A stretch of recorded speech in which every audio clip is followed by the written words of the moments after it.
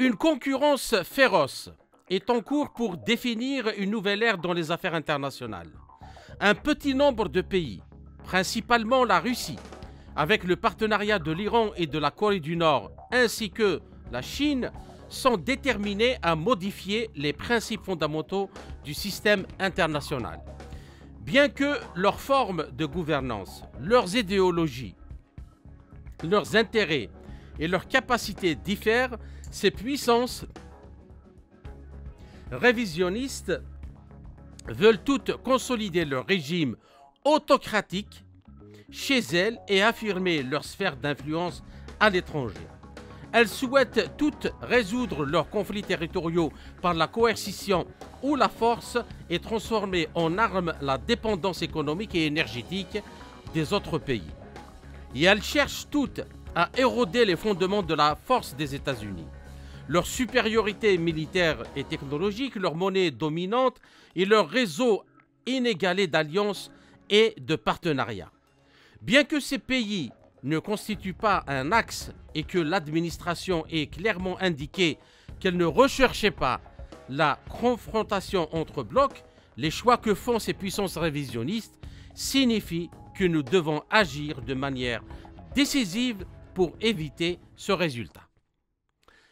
C'est avec ces lignes et ces quelques lignes écrites dans un langage on ne peut plus clair et net que le secrétaire d'État américain, le chef de la diplomatie des États-Unis depuis 4 années, Anthony Blinken, a dévoilé dans sa tribune publiée le 1er octobre 2024 dans la prestigieuse revue américaine des relations internationales Foreign Affairs, sous le titre « La stratégie de renouveau de l'Amérique, reconstruire le leadership pour un monde nouveau. Les fondements invariables ». Il explique et rappelle les fondements invariables de la politique extérieure hégémonique des États-Unis depuis au moins le démembrement de l'Union soviétique en 1991.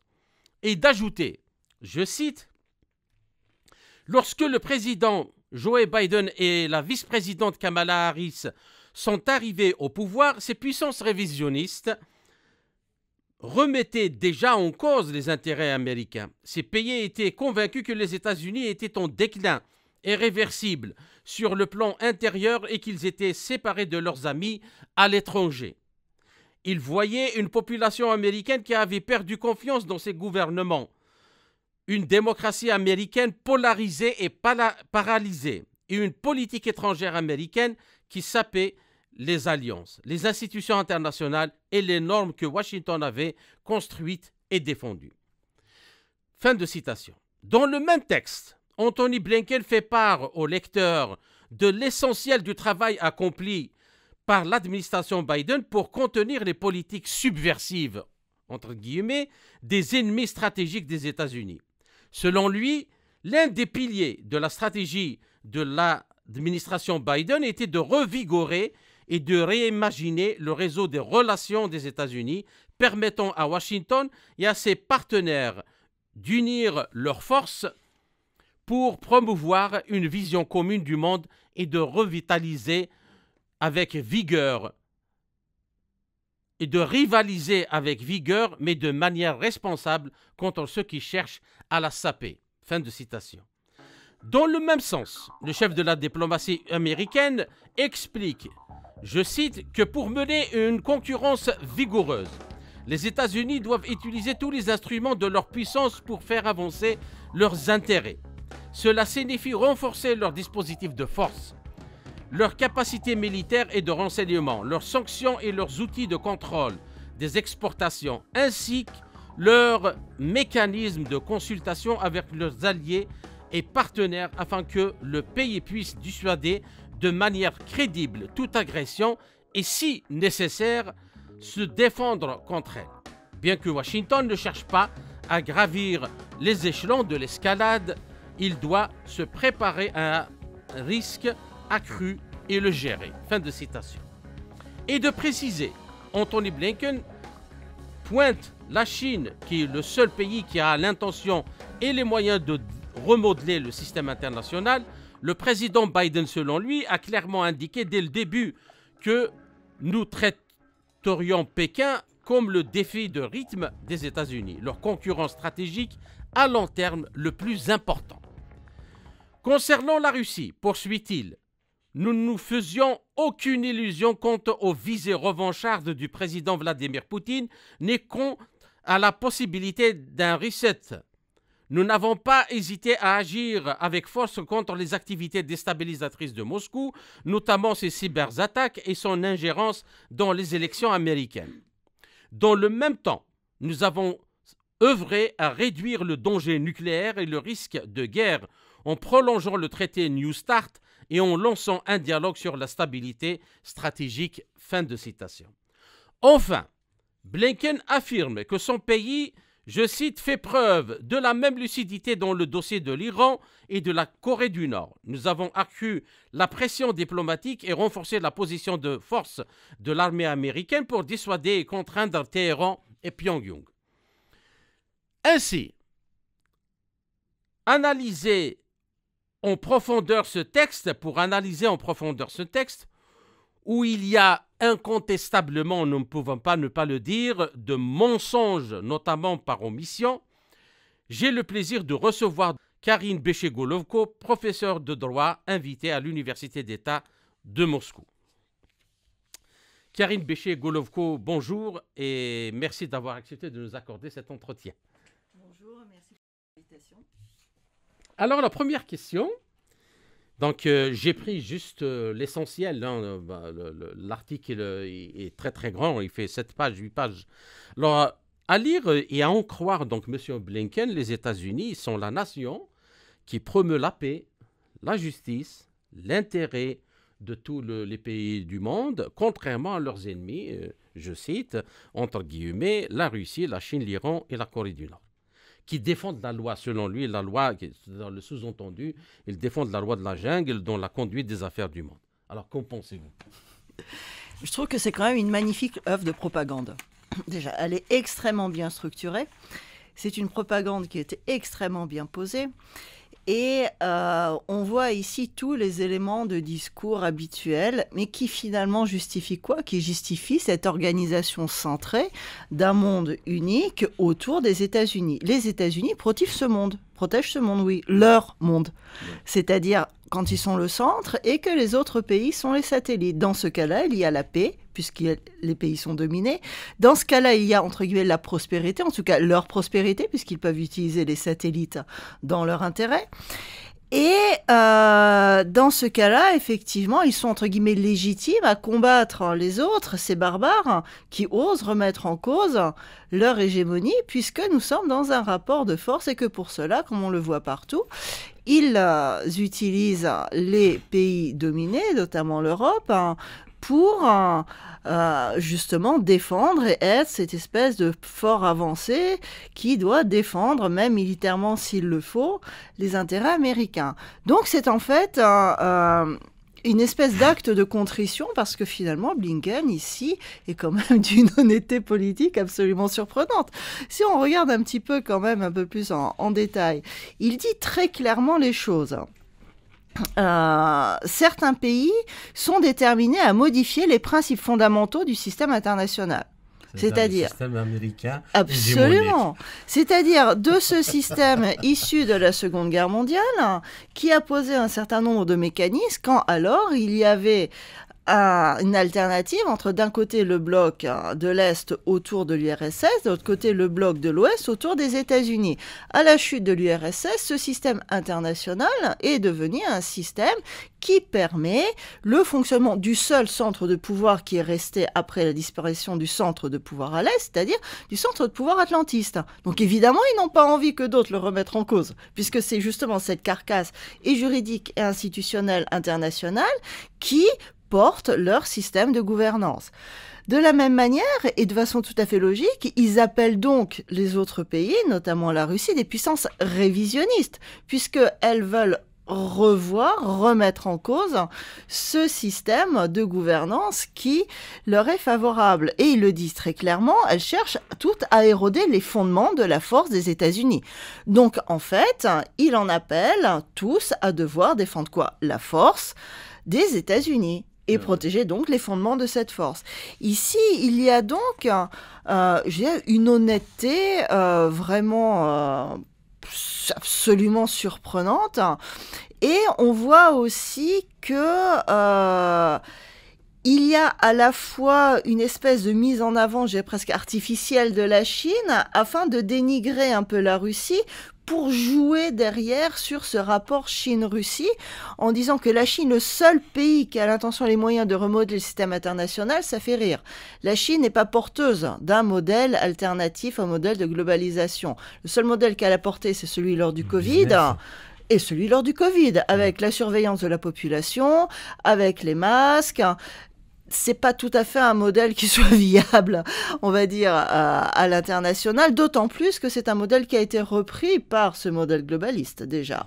Et que la Chine vit parfaitement économiquement. Le miracle économique chinois, c'est le miracle économique qui est porté par ce monde global, puisque c'est l'usine de production de la globalisation.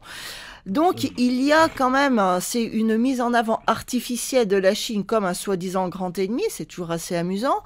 Et il y a un dénigrement de la Russie qui, elle, est le véritable ennemi potentiel et ennemi réel. Parce que les visées revanchardes de Poutine, quelle revanche ? Quelle revanche ? Les États-Unis ont lancé cette vague de révolution de couleur.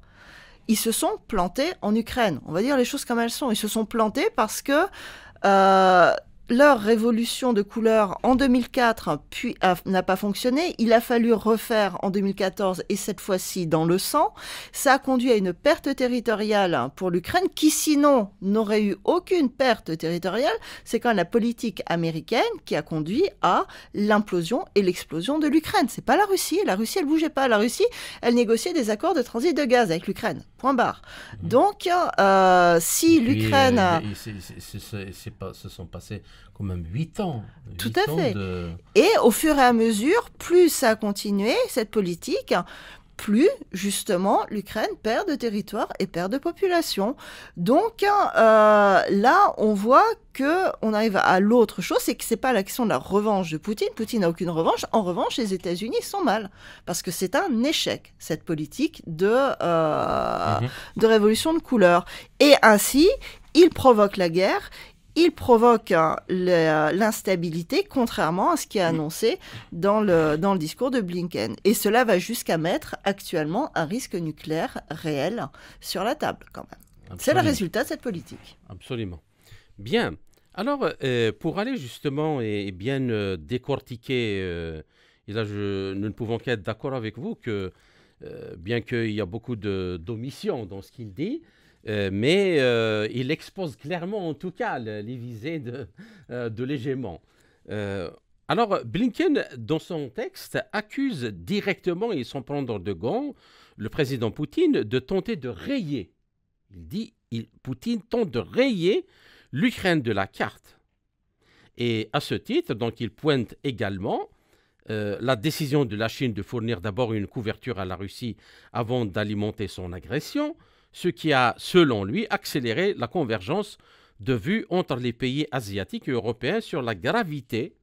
Il y a une sorte de convergence entre les pays asiatiques, ou je ne sais pas, moi je suis les choses depuis le début de l'opération spéciale, je ne sais pas de quelle convergence. Il parle, en tout cas, et européens, sur la gravité de la menace de l'action collective nécessaire pour y faire face. Voilà, faire face à l'action de la Russie et de la Chine. Alors, Karine Béché-Golovko, lancer de pareilles accusations graves, parce que rayer un pays, c'est un peu le nazisme et le fascisme, c'est le détruire en détruisant sa population, comme à l'accoutumée, donc sans donner de preuves, sans dire un seul mot sur la guerre de 8 ans, que les habitants du Donbass ont subi, avec tous les dégâts humains et matériels que l'on connaît, et sans faire la moindre allusion au sabotage programmé et méthodique des accords de paix de Minsk, entériné par le Conseil de sécurité lui-même.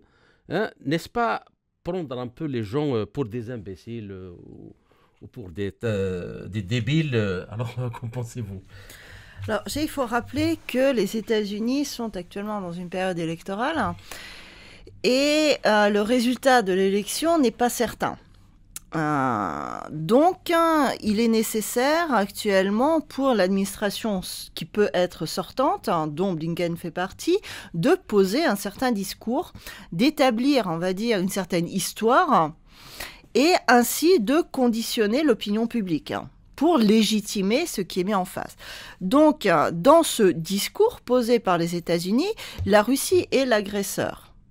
Parce que dans leur discours, l'histoire n'a pas existé avant février 2022. C'est bien connu. Le monde est né par une baguette magique, massivement du dieu Poutine, en février 2022. Avant, il n'y avait rien. Et il y a donc effectivement tout un travail de communication, d'ingénierie sociale, afin de poser la figure de l'ennemi dans la Russie et faire porter à cet ennemi la responsabilité de ce qui se passe.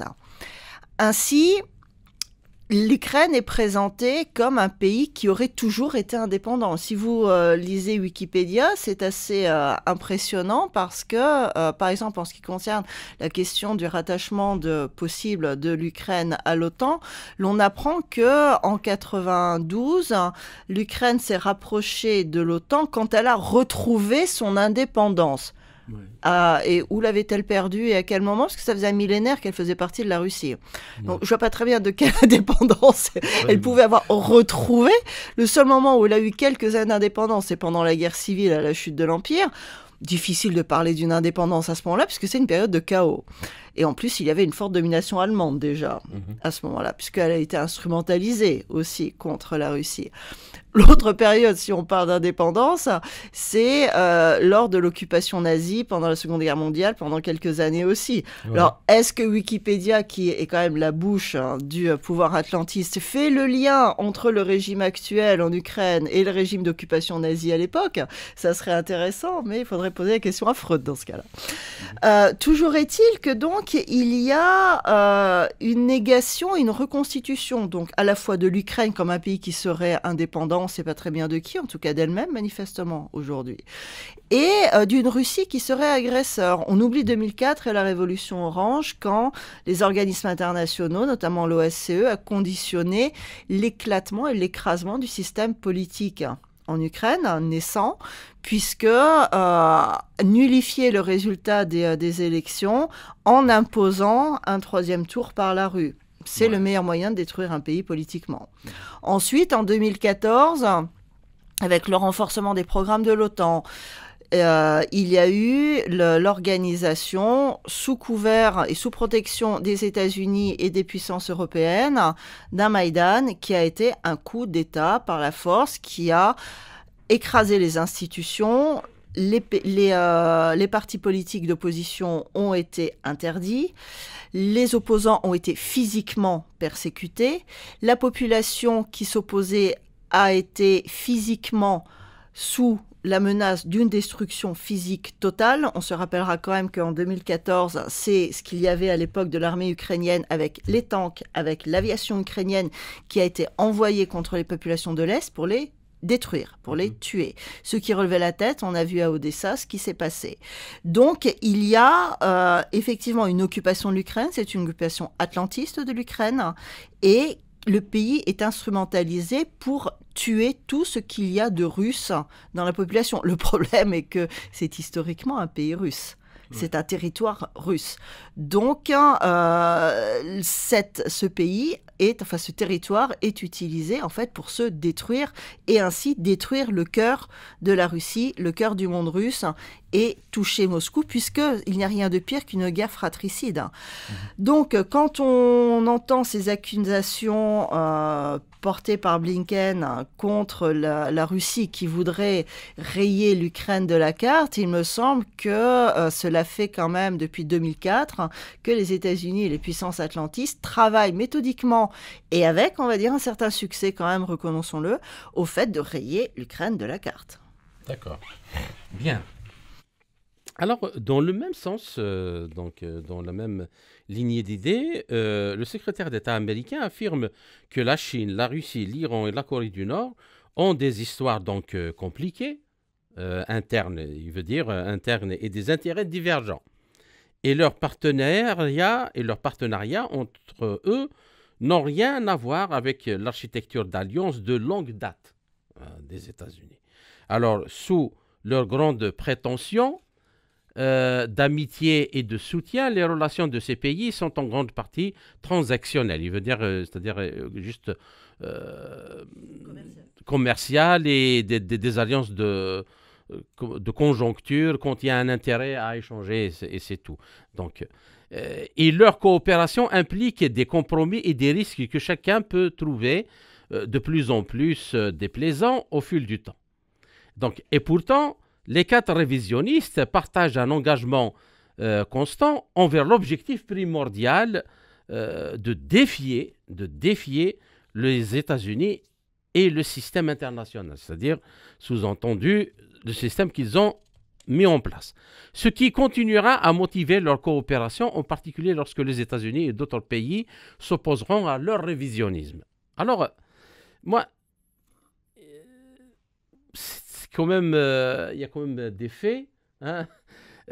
Ici, on parlait un peu, moi j'aurais aimé lui dire ça, ici on parlait un peu du sabotage des gazoducs Nord Stream 1 et 2, ce bel exemple de l'attention que les Américains portent aux intérêts vitaux de leurs alliés, par exemple depuis toujours, hein, leurs alliés européens. Ou peut-être que dans l'esprit de M. Blinken, comme ce sont eux qui l'ont fait, ce sont les Américains qui les ont sabotés, donc puisque c'est eux, donc c'est forcément dans l'intérêt de leurs alliés. Dire que pour continuer dans cette idée, on va rappeler quand même que dans l'intérêt des alliés européens et donc de l'économie européenne, dès qu'une entreprise européenne commence à faire un petit peu d'ombrage et un peu trop de concurrence normale à une entreprise américaine, comme par hasard le DOJ, c'est-à-dire le département de justice américaine, commence à lancer des affaires contre ses dirigeants. Et parfois, ces dirigeants, lorsque par hasard ils ont la mauvaise idée de se promener aux États-Unis, sont directement interpellés à l'aéroport et gardés finalement en otage jusqu'à ce que l'entreprise passe sous contrôle américain. C'est aussi une façon assez directe, ça a été le cas pour certaines entreprises françaises ou allemandes, et c'est une façon assez directe, je dirais, d'aider leurs partenaires européens. Maintenant, si l'on revient sur le fond de ce discours, ici aussi, Blinken est parfaitement honnête. Hein. Oui. C'est-à-dire que d'un côté, il explique que les États-Unis ont mis en place un système néocolonial et un système global. C'est-à-dire que c'est un néocolonialisme global, cette fois-ci. Les pays qui n'en font pas partie, notamment la Chine, la Corée du Nord, l'Iran, la Russie, bon la Chine ça se discute comme on l'a dit, mais bon en tout cas c'est mis comme ça, ont leurs intérêts propres. Bref, il reconnaît parfaitement que la Russie n'a aucune vision hégémonique globale. Il le reconnaît. Ouais. Et que la Russie défend quoi ? Défend que face à ce système néocolonial atlantiste qui détruit les États de l'intérieur puisqu'il les vide de leur souveraineté, au contraire, la Russie, elle, entretient des rapports bilatéraux avec des pays qui essayent d'être souverains. En ce sens, ces pays sont considérés comme révisionnistes par Blinken. Parce qu'effectivement, comme ils refusent l'absence de souveraineté, ils revendiquent la souveraineté et l'intérêt national, ils sont révisionnistes. Le droit de se gouverner, de gouverner le pays. Tout à fait, quelle indécence quand même. Et à partir de là, l'on voit parfaitement que, oui, effectivement, ces pays peuvent être d'accord sur certains points et pas d'accord sur d'autres. C'est normal, parce qu'ils ne sont pas inféodés les uns aux autres. Ils sont souverains. En tout cas, ils essayent de l'être. Donc, oui, ils vont avoir certains accords sur certains domaines. Ils auront des désaccords sur d'autres domaines. À la différence près, c'est qu'ils ne vont pas se faire la guerre pour régler leurs désaccords. Ils vont négocier pour essayer de régler leurs désaccords, ce qui est le mode normal de régulation des désaccords entre pays souverains, normalement. Ce que les États-Unis ont oublié, puisque eux ne peuvent pas négocier, puisque leur intérêt n'est pas négociable. Donc ils ne peuvent que imposer leurs intérêts. Tout État qui remet en cause leur intérêt national présente un danger. Donc cela provoque la guerre. C'est en ce sens-là que la globalisation en tant que telle, ce n'est pas un système qui favorise la paix, c'est à l'inverse, c'est un système qui favorise la guerre, puisqu'il n'y a pas de négociation politique possible. L'intérêt supérieur américain atlantiste ne se négocie pas. Donc on ne peut plus négocier, on ne peut que écraser ce qui y contrevient. C'est un système de guerre. D'accord.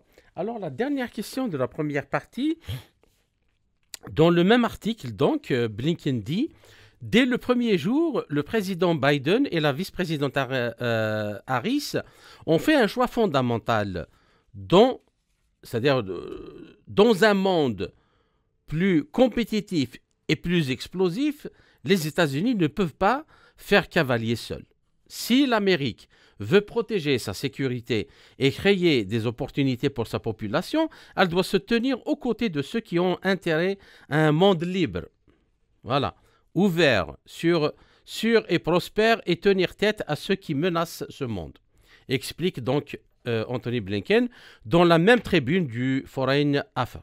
Et selon lui, je le cite, les choix que feront les États-Unis dans la seconde moitié de cette décennie décisive détermineront si ce moment d'épreuve restera une période de renouveau ou reviendra à une période de régression, si Washington et ses alliés pourront continuer à surpasser les forces du révisionnisme, c'est-à-dire, je vous laisse expliquer le sens, ou laisser leur vision définir le 21e siècle. Alors, moi aussi, donc, comme la dernière question, on aimerait bien rappeler et demander à M. Blinken son avis, lui qui est un adepte donc, de longue date du néoconservatisme straussien, les guerres du Vietnam, d'Irak, d'Afghanistan, de Libye, de Syrie, d'ex-Yougoslavie, et lui demander si c'est ça, le monde libre dont il parle, et si c'est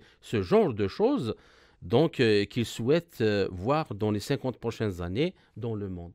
Donc, moi, en tout cas, les faits historiques, c'est ce qu'ils disent. Et ce qui se passe en Ukraine et à Gaza en ce moment,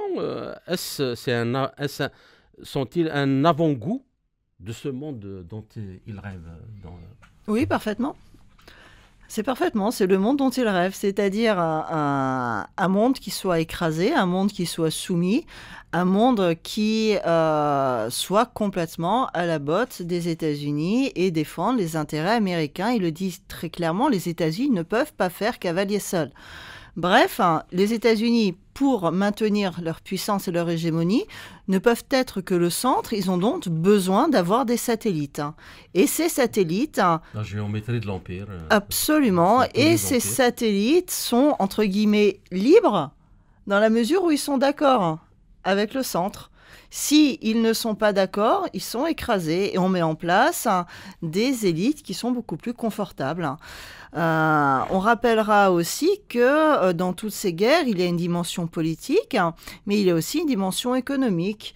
Et qu'en Syrie, par exemple, il y a une très forte utilisation des ressources naturelles des pays qui se trouvent sous contrôle encore des groupes soi-disant terroristes, qui sont les seules zones où, comme par hasard, l'aide humanitaire internationale arrive. C'est quand même surprenant. Ouais. Pourquoi ça n'arrive pas à Damas? Pourquoi ça arrive à Deir ez-Zor? Moi, je ne comprends pas. S'il s'agit de terroristes... Ce sont les régions où on pompe le pétrole... Voilà. Et comme par hasard... sans absolument aucun problème. Donc, on voit ici également l'utilisation des régions du monde au profit de l'intérêt américain, que ce soit politique, mais que ce soit également économique. Et c'est là où on voit un fonctionnement d'empire avec ce fonctionnement, mais d'empire de façon, je dirais, presque primaire, parce que l'empire, si on prend l'image, par exemple, de l'Empire romain, il y avait également un apport de civilisation, il y a eu un développement des régions de l'empire. Là, c'est une vision extrêmement primaire, c'est une vision parasitaire de l'Empire. C'est-à-dire qu'il y a un centre qui est incapable de s'assumer seul, et pour cela, il a besoin de dévorer ce qui est autour. C'est même pas de l'Empire, c'est même pas du colonialisme, c'est barbare, tout simplement. Et on voit ici justement aussi la chute intellectuelle de ces élites atlantistes, occidentales, qui furent à une époque dite éclairée. L'époque des Lumières, nous en sommes loin. Manifestement, nous sommes vraiment dans une période d'obscurité profonde. Alors là, j'aimerais quand même poser une petite question parce que M. Blinken, dans son article, il dit que le problème, si les Américains ne croient plus leur gouvernement, s'il y a du chômage, s'il y a des crises et tout aux États-Unis, c'est parce que les révisionnistes ont décidé de mettre en coupe réglée toute l'économie de l'Occident et de les faire soumettre avec le chantage à l'énergie. Alors, dans ce cas, moi, j'aimerais d'abord rappeler certains faits. Alors, la dette fédérale des États-Unis vient d'arriver au seuil fatidique de plus de 35 310 milliards de dollars. Ce montant ne constitue en réalité que près de 30% de la dette globale du pays. Donc, en effet, la dette totale américaine inclut, en plus de la dette fédérale, les dettes des ménages, des entreprises, des 50 États de l'Union, des institutions locales et des institutions financières. Ainsi, au moment où l'on parle, la dette globale des États-Unis atteint la somme astronomique de près de 102 422 milliards de dollars, soit près de 400% du PIB américain et 97% du PIB mondial. Si l'on rajoute l'ensemble des actifs et des engagements en bourse, qui sont également des dettes, on arrive à près de 318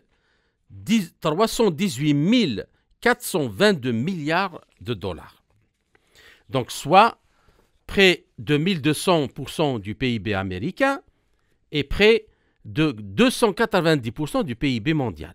En occultant donc cette réalité désastreuse que les Américains ont fabriquée eux-mêmes, c'est eux-mêmes qui l'ont mise sur pied.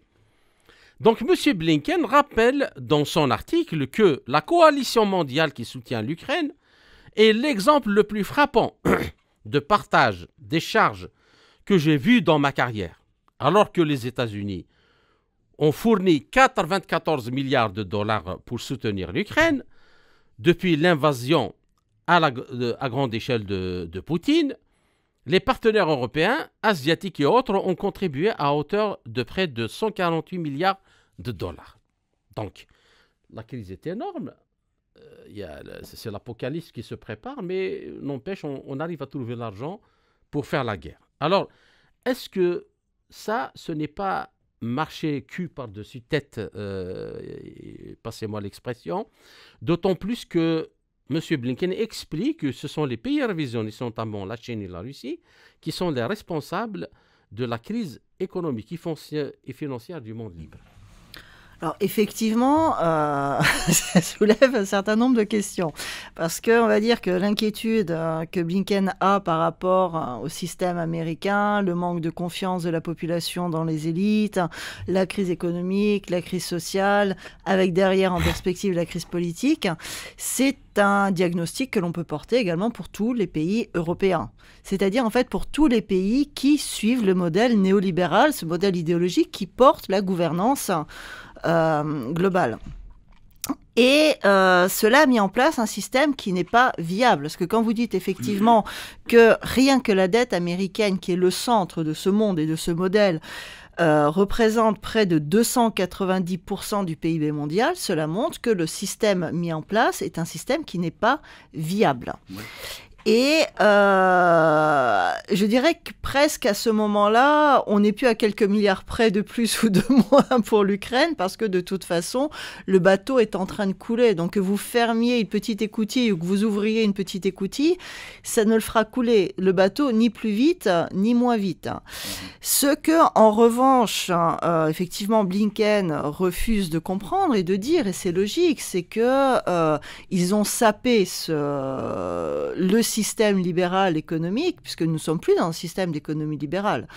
Les entreprises sont complètement sous des contraintes de normes extérieures internationales. Les entreprises nationales se sont fait piéger par des structures internationales économiques qui, en fait, ont vidé les États de leur économie nationale, ce qui faisait le tissu du libéralisme à l'époque et la force des États. C'est-à-dire que la force économique est sortie d'un cadre national et étatique au niveau des frontières et arrive à des niveaux transnationaux.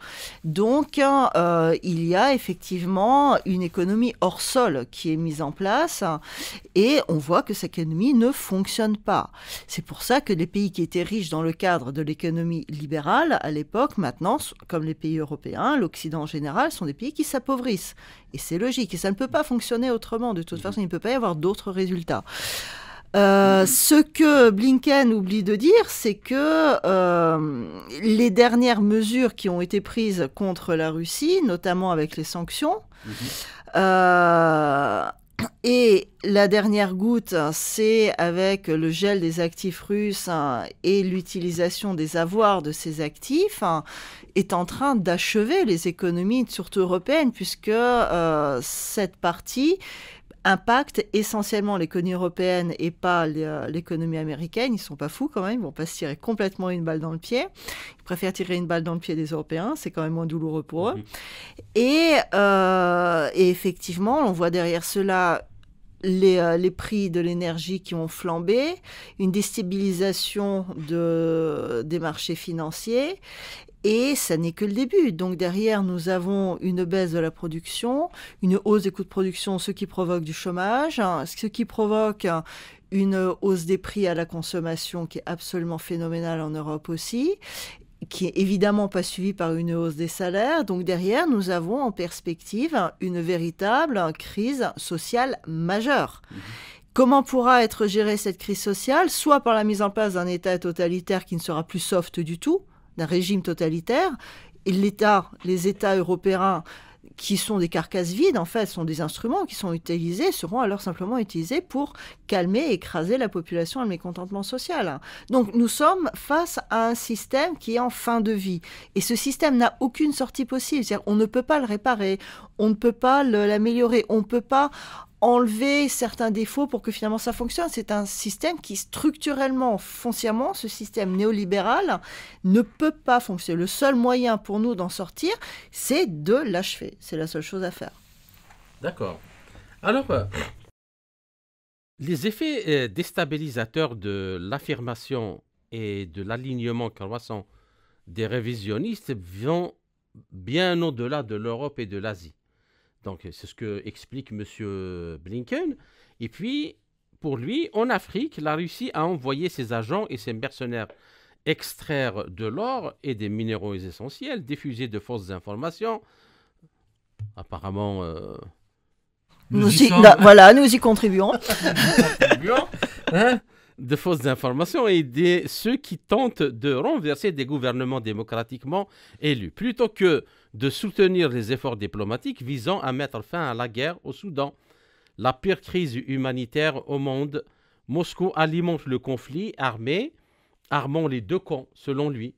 L'Iran et ses mandataires ont profité du chaos pour relancer les routes du trafic d'armes illicites dans la région et exacerber les troubles. Pékin, quant à lui, a détourné le regard de la belligérance de Moscou en Afrique tout en favorisant de nouvelles dépendances et en accablant davantage de pays d'une dette insoutenable. Alors, qu'en pensez-vous? Bien, parce que on se dit que peut-être que nous vivons sur notre planète, pas la planète Terre, parce que les États-Unis, en fait, ont développé l'Afrique, ils ont développé le Moyen-Orient, dans tous les pays. Il y a le travail, l'industrie, la science, l'espace, et ainsi de suite. Donc, et encore une fois, aucun mot sur les exploits des Occidentaux globalistes dans la promotion de la guerre et de la pauvreté. Via le FMI, via la Banque mondiale, qui sont devenus des instruments de domination. Donc, effectivement, c'est une vision assez tronquée des choses, on va dire. Il est vrai que la Russie revient en Afrique ces dernières années, mais n'oublions pas que l'Union soviétique était elle aussi assez présente en Afrique quand même. Donc, on ne peut pas dire que ce n'est pas non plus une nouveauté. L'Afrique a toujours été un enjeu pour les différentes puissances, que ce soit les puissances avant, à l'époque européenne, ensuite, quand l'Europe n'est plus été une puissance, on prend dans une phase de décolonisation, les États-Unis, la Chine sont arrivés en Afrique aussi et se sont aussi implantés en Afrique économiquement, idéologiquement aussi. L'URSS était présente aussi. La Russie maintenant aussi est présente. Je voudrais essayer en fait de regarder cette question sous un autre angle, du point de vue de l'Afrique en fait. Si l'Afrique veut cesser d'être un enjeu pour devenir un sujet, il va falloir aussi que les pays africains changent de politique. C'est-à-dire que les rapports entre les pays, c'est toujours un rapport de force. C'est comme entre les hommes, c'est pareil. Les êtres humains les plus forts dominent les êtres humains qui sont les plus faibles. Les pays les plus forts dominent les pays qui sont les plus faibles. C'est peut-être injuste, mais c'est la nature humaine et c'est la nature politique des choses. Le problème et l'intérêt, en fait, pour les pays africains, c'est comment changer de statut. Absolument. Il serait bon de ne pas répéter, en fait, les erreurs qui avaient été faites aussi avant, lors des périodes coloniales, et comprendre que le modèle qui est porté par le FMI, le modèle, comme vous disiez, porté par la Banque mondiale, le modèle porté par les États-Unis, c'est une nouvelle forme, c'est une autre forme de colonisation. Il n'y a rien de nouveau, en fait. Il y a la constitution d'élites politiques dans le pays qui soit favorable à une certaine vision des choses, avec mise en place de conseillers et, entre guillemets, d'une forme de gouvernement parallèle sur place pour gérer la situation, avec exploitation des ressources humaines, économiques s'il y a, des sous-sols naturels, etc. Donc, fondamentalement, ces mécanismes d'exploitation et de contrôle de ces pays existent toujours. Il serait effectivement intéressant, et même pour une stabilité mondiale en général, que les pays africains, se posent et développent une vision stratégique propre, c'est-à-dire qu'ils ont leur intérêt, ils ont leurs ressources. Pour cela nécessite de mettre en place des structures politiques qui sont un peu plus solides que ce qu'il y a actuellement aussi, de développer réellement tout ce côté qui est de l'enseignement, de l'université, de la lutte contre la corruption, pas dans le sens des Nations Unies avec les pseudo-programmes d'enseignement, avec les pseudo-programmes de lutte contre la corruption, qui sont en fait des programmes qui permettent de maintenir sous domination les pays, mais réellement avec une volonté propre à l'intérieur. Et dans ce cas-là, réellement, les pays africains cesseront d'être un enjeu pour devenir un sujet, et dans ce cas-là, réellement, ils peuvent devenir une force de stabilisation aujourd'hui. Lorsqu'il y a une chose, moi, qui, par exemple, j'ai trouvé extrêmement dommage, lorsque l'on a vu, il me semble que c'était lors des Jeux Olympiques en France, là, l'Algérie, qui est une forme quand même d'allié de la Russie, qui se posait aussi avec une certaine forme traditionnelle de vision de la société, soutenir, j'ai pas compris, c'était un homme, une femme, quelque chose qui avait changé de sexe lors des combats de boxe, je crois, et oui, un transgenre, transsexuel, et en fait, tout ça, c'était c'est un mensonge. La fille, elle est toujours, elle est née comme, c'est une femme, mais elle a une composition hormonale qui est un peu, qui n'est pas tout à fait comme, voilà, le souci. Oui, mais disons qu'on peut difficilement à la fois utiliser les facilités données par ce monde global, où on peut faire du transgenre, on peut changer de sexe, etc. Et à la fois se réclamer d'un modèle traditionnel. Ça, c'est aussi un exemple, par exemple, qui peut être évité, on veut dire. À un moment donné, il me semble que les pays et les élites nationales, hein, pour réellement être une élite et réellement être nationale, doivent développer une vision stratégique à long terme pour leur pays. Absolument. Et pas Ce justement... qui ne veut pas dire que justement, ce que vous venez de dire est tout à fait juste, ce que vous venez de dire. C'est pas une question de... Ce qui est dommageable, c'est qu'on a exploité ce cas, justement, pour faire et ça discrédite le lit, derrière. Voilà, tout à fait. pour et faire ça le lit, voilà, le lit problème. de son... Mais cette, justement, politique-là de déshumanisation, de transgenre, de changement de sexe, et quand on permet à des enfants de 8 ans tout à fait. de faire... C'est complètement donc, fou. ça c'est clair que c'est carrément Voilà. anti-humain. Donc c'est pour ça, il me semble qu'il y a un moment donné, les élites doivent aussi, non pas, entre guillemets, changer de maître et trouver que là, commercialement, ou là, tactiquement, à ce moment-là, c'est plus utile de collaborer avec l'un ou de collaborer avec l'autre. Il me semble que, et c'est aussi ce que la Russie recherche, ce sont, entre guillemets, des partenaires adultes, c'est-à-dire des gens avec lesquels on puisse, d'égal à égal, négocier, collaborer, participer, et pour que ce soit gagnant pour les deux parties. Et en ce sens-là, l'intérêt de l'Afrique aussi dans cette collaboration avec la Russie, c'est qu'elle peut essayer de trouver justement cet appui pour essayer d'autonomiser ces élites nationales, que ce soit les élites intellectuelles, économiques, de ces mainmises que l'on voit venues de l'Occident, pour ensuite pouvoir se poser sur la scène internationale comme un partenaire à égalité. Mais ça aussi, ça dépend aussi des... Absolument. Absolument. Bien.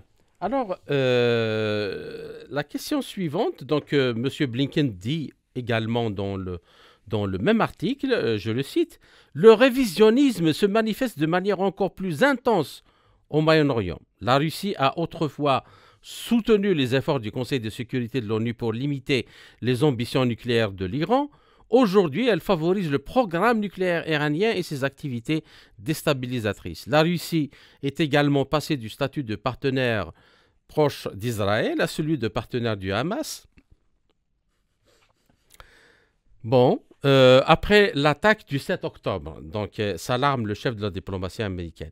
Avant d'ajouter que, je le cite, l'administration Biden, pour sa part, travaille sans relâche avec ses partenaires du Moyen-Orient et d'ailleurs pour mettre fin au conflit et aux souffrances à Gaza. Trouver une solution diplomatique qui permette aux Israéliens et au conflit et aux Libanais de vivre en sécurité des deux côtés de la frontière, gérer le risque d'une guerre régionale plus large et œuvrer à une plus grande intégration et normalisation dans la région, y compris entre Israël et l'Arabie saoudite. Donc, on pourrait demander aux Américains d'arrêter d'abord de bloquer toutes les résolutions. C'est la Russie qui donc commencez d'abord par balayer devant vos portes, c'est-à-dire arrêter de bloquer toutes les résolutions du Conseil de sécurité contre Israël, de ne plus autoriser la colonisation, de ne plus envoyer d'armes à ce dernier qui a tué plus de 45 000 civils, dont la majorité sont des enfants, plus de 100 000 blessés et plus de 2 millions de déplacés depuis le 7 octobre dernier, et de forcer Tel Aviv justement à abandonner son arsenal nucléaire. Comme ça, on peut dire à l'Iran d'arrêter. Et puis, il dit que c'est la Russie qui favorise l'accession qui aide l'Iran à accéder à l'arme nucléaire. Mais toute personne qui s'est intéressée un tant soit peu à la géopolitique va comprendre que s'il y a un pays qui n'a pas intérêt à ce que l'Iran devienne une puissance nucléaire, c'est bien la Russie. Parce que si l'Iran devient une puissance nucléaire, c'est-à-dire on va avoir de sérieux problèmes en Asie centrale. Donc, mais cela, effectivement, la Russie s'est engagée dans la promotion du nucléaire civil en Iran. C'est-à-dire, en prétextant du fait qu'on peut faire de l'arme nucléaire, on va empêcher un peuple de se développer. C'est un peu ce qui se passe actuellement avec le réchauffement climatique en Afrique. On se demande quelle est l'industrie qui réchauffe la planète en Afrique, qui est émettrice de CO2. À moins, si ce n'est pas, passez-moi l'expression, les anus des Africains, et quand ils trouvent bien à manger d'abord. Alors, quel est votre commentaire justement sur cette... Alors, il y a toujours un problème avec Israël, hein, c'est clair, parce qu'Israël est une forme de tabou dans la politique internationale et dans la communication internationale. Dès que l'on ose critiquer Israël, on devient immédiatement antisémite. Et il y a ici une forme d'hypocrisie aussi derrière, parce que Israël, entre guillemets, n'a pas le monopole du discours juif, hein, et il y a une grande partie des juifs qui sont en dehors d'Israël et qui condamnent la politique d'Israël. Sont-ils eux-mêmes antisémites? Et qui n'ont pas le droit de citer dans les médias occidentaux. Absolument. Donc ici, il y a un tabou qui est extrêmement malsain, comme tous les tabous d'ailleurs, et qui est un signe de faiblesse de la politique occidentale, comme tous les tabous aussi. Donc si l'on passe sur ce tabou et on regarde les choses comme elles sont, la Russie n'est pas contre Israël. Elle n'est pas pour le Hamas. La Russie a, après le développement de la guerre conduite par Israël contre Gaza et contre le Liban aussi, etc., la Syrie aussi maintenant, la Russie développe une position éthique.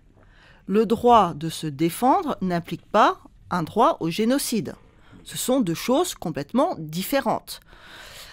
Et la Russie rappelle simplement cela dans sa politique. Si Israël avait le droit de se défendre, ça ne veut pas dire qu'elle a le droit de tout raser et qu'elle a le droit d'en profiter pour occuper des territoires. Parce que c'est quand même une constante aussi dans la démarche d'Israël de se poser comme pays agressé et derrière, comme on l'a vu avec la Palestine, de développer les territoires occupés.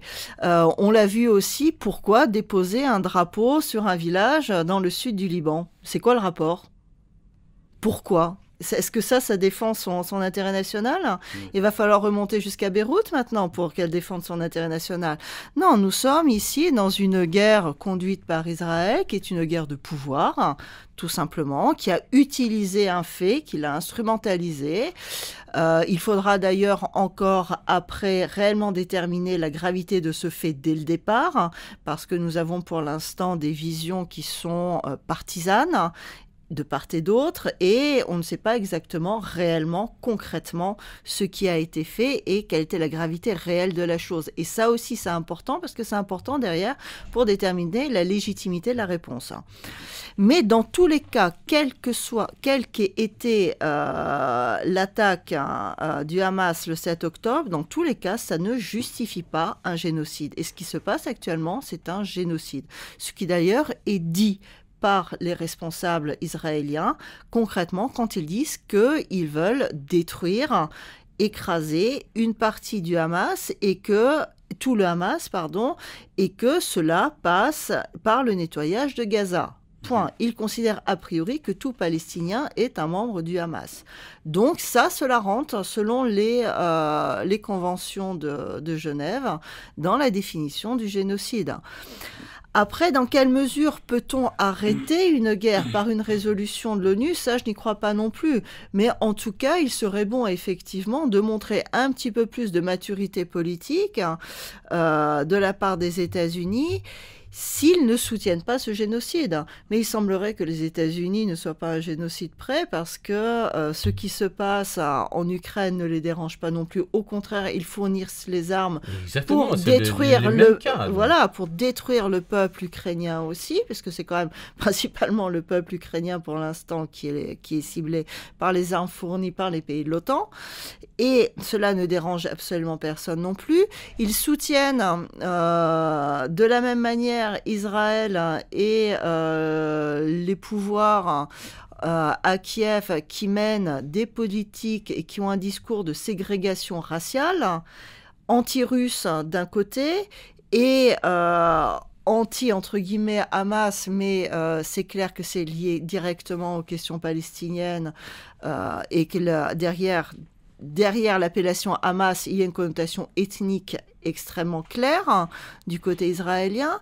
Donc, nous sommes, de la part des États-Unis, dans le soutien total, que ce soit au Moyen-Orient, que ce soit en Ukraine, d'un soutien à des régimes qui sont des régimes qui se basent sur la ségrégation et sur la légitimation de l'extermination de ce qui n'est pas soi. Voilà. Bien. Alors, une dernière question, Karine Béchigolovko. Dans le même toujours texte, parce que, qui est très important, parce qu'il résume tout. Alors, Blinken dit « Une concurrence responsable, donc responsable, implique de maintenir des canaux de communication pour éviter que la concurrence ne dégénère en conflit. Cela implique de faire comprendre que l'objectif des États-Unis n'est pas un changement de régime et que même si les deux parties sont en concurrence, elles doivent trouver des moyens de coexister. Cela implique de rechercher des moyens de coopérer lorsque cela sert l'intérêt national, bien sûr. Voilà, ce qui est important, la phrase la plus importante qui remet tout en place. Et cela implique de rivaliser de manière à favoriser la sécurité et la prospérité des amis, au lieu de se faire à leurs dépens, donc implique ou indique finalement Anthony Blinken. Alors, on aimerait aussi dire à M. Blinken que M. Blinken, on dirait que M. Blinken voudrait bien que nous regardions, comme disent dans le dicton, le doigt de l'illusionniste, quand le sage montre la réalité du monde, ou montre la lune. La lune, faire les imbéciles pour regarder le doigt et ne pas regarder la réalité du monde que les États-Unis ont dirigé en solo, imposer leur doctrine, imposer leur politique, leur vision de l'économie, au moins durant 3 décennies, c'est-à-dire depuis le démembrement de l'Union soviétique. Il y a effectivement ici, on est toujours dans la mise en place d'un discours, cela continue.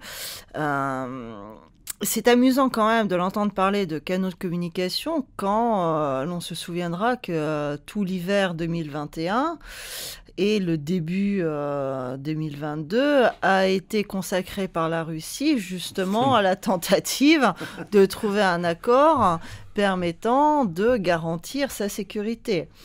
Si on l'avait fait, il n'y aurait pas eu d'opération spéciale en Ukraine. Tout à fait. Donc,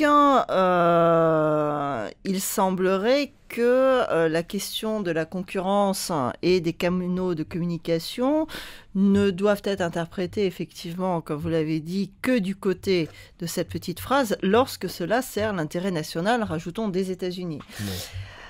À partir de là, soyons également honnêtes, lorsqu'il y a une crise telle que l'on arrive à une guerre, c'est-à-dire un conflit armé, on ne parle pas de concurrence. Il n'y a plus de concurrence à ce moment-là. Le problème, c'est que justement, la phase du conflit politique a été dépassée, qu'il n'y a pas été possible de trouver de compromis politique à ce moment-là, et que le seul moyen, dans ce cas-là, de sortir du conflit, c'est la victoire militaire de l'un sur l'autre, c'est-à-dire la destruction politique, voire physique parfois, géographique, de l'une des deux parties au conflit. C'est ça la guerre, c'est l'échec de la politique et de la diplomatie. Le discours de Blinken, je dirais, a au minimum 3-4 ans de retard à ce niveau-là. Ouais. En tout cas, il n'est pas adapté. Mais cela montre aussi une forme de négation de la guerre, c'est-à-dire une forme de négation de l'échec de la politique américaine qui finalement a conduit à l'embrasement d'un conflit qu'ils ne maîtrisent pas tout à fait. D'un côté, oui, ça sert parce que maintenant ils n'ont plus le choix, ils doivent aller jusqu'au bout et c'est évident qu'ils ne peuvent pas se permettre de négocier avant parce que cela reconnaîtrait leur défaite. Ils ne peuvent aller qu'à la capitulation de la Russie. Mais cela montre bien que, puisqu'ils ont dû aller jusqu'au conflit armé, il y a eu un échec de leur stratégie politique et diplomatique avant. Donc, instinctivement, il y a une forme de négation de cette réalité qu'ils ne peuvent pas intégrer dans leur discours. D'accord. Alors, qu'est-ce que je voulais dire que, justement, il y a quand même un aspect, je dirais, philosophique dans leur façon de voir le monde. Ils sont c'est un peu c'est Léon Strauss dans sa politique, dans toute la philosophie politique qu'il a développée. Le bien, c'est ce qui me sert moi, il sert mes amis. Le mal, c'est ce qui ne me sert pas, il ne sert pas mes amis. La justice, c'est se faire du bien et faire du bien à ses amis. L'injustice, c'est de subir. Donc, c'est quand même extrêmement dangereux parce que quand on arrive à ce stade où même on commence à parler de l'utilisation d'armes nucléaires, quand on a en face des gens, moi ça me rappelle le film La chute d'Adolf Hitler. Complètement enfermé dans son bunker, isolé du monde, isolé de toutes les réalités du monde. Et il pense un monde qu'il pensait continuer à contrôler jusqu'au moment où l'épée tombe définitivement. C'était terminé. Mais là, c'est-à-dire que les conditions ne sont pas les mêmes parce qu'on joue avec le feu nucléaire. On joue avec l'arme nucléaire, mais il y a quelque chose que je trouve aussi extrêmement dangereux dans le discours nucléaire qui est développé, comme si une guerre n'était pas grave tant qu'elle n'est pas nucléaire. Exactement. On rappellera quand même que la Première Guerre mondiale, la Deuxième Guerre mondiale ont littéralement dévasté l'Europe et en grande partie la Russie, sans utilisation d'armes nucléaires sur ces territoires. Donc, si les élites européennes ne se réveillent pas, parce que je ne pense pas que les élites américaines puissent actuellement se réveiller, il y a le risque d'une dégradation du conflit de manière traditionnelle, de manière classique, qui sera pas moins dévastateur que le recours à l'arme nucléaire. L'arme nucléaire est utilisée comme pour rassurer actuellement, parce que nous sommes confrontés à des élites qui sont dans une politique de fuite en avant, des élites atlantistes qui sont dans une politique de fuite en avant, parce que justement, elles ne peuvent pas s'arrêter parce qu'elles ne peuvent pas perdre maintenant que le conflit est ouvert. Et elles essayent, entre guillemets, de rassurer le peuple bizarrement en lui faisant extrêmement peur avec, soi-disant, la Russie risque d'utiliser l'arme nucléaire, mais ce qui veut dire que jusqu'à présent, on continue à augmenter le degré du combat. Ne vous inquiétez pas, pour l'instant, la Russie n'utilise pas l'arme nucléaire. Il y a là une forme une manipulation de l'opinion publique en Occident qui est extrêmement grave. S'il y a une conscription, il faut, comme la Grande-Bretagne, commence à dire qu'elle va envoyer des militaires. La France aussi le répète, ils vont finir par le faire de façon officielle. Derrière, nous sommes confrontés réellement à un risque et de mort des militaires français et européens et de mort des citoyens de ces pays qui seront derrière à terme envoyés parce que la guerre, elle ne s'arrête pas aux portes des casernes. Elle rentre dans toutes les familles et ça, il faut bien le comprendre lorsqu'on est dans le cadre d'une guerre traditionnelle et c'est ce vers quoi ces élites nous conduisent. Et on ne meurt pas que sous le feu nucléaire. Absolument. Karine Béchigolovko, je vous remercie pour tous ces éclairages et toutes ces analyses. J'espère vous retrouver dans les quelques semaines à venir dans un autre entretien pour traiter d'un autre sujet. Merci encore une fois et à très bientôt. Merci à vous.